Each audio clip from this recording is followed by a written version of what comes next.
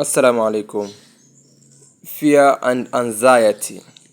Fear waa cabsi and anxiety waa cabsida saa'idka in English. Si English aan ugu soo bandhigi kartid. Are you afraid of the dark?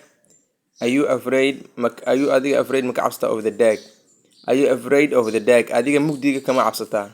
I am afraid of being alone at night. I am afraid of being alone at night. Aad baan uga cabsadaa inaan habeenkii keli noqdo.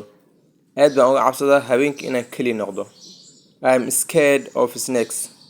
I am scared of snakes. Aad baan uga cabsadaa masaska. I am scared of snakes. Aad baan uga cabsadaa masaska.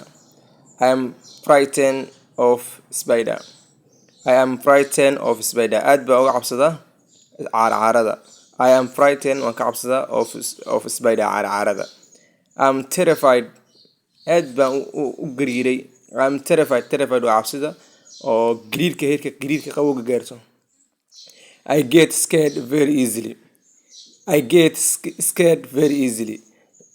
Si dhaqsi ayaan ku cabsadaa. I am scared very easily. Si dhaqsi ayaan u cabsadaa.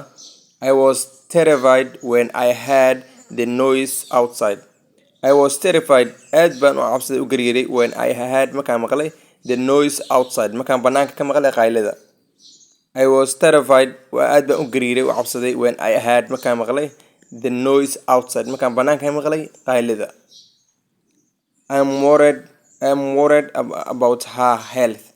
I am worried waxaan ka bilbilaya about her health. Waxaan ka welwelaya caafimaadkeeda. Wassalaamu calaykum waraxmatullaahi wabarakaatuh.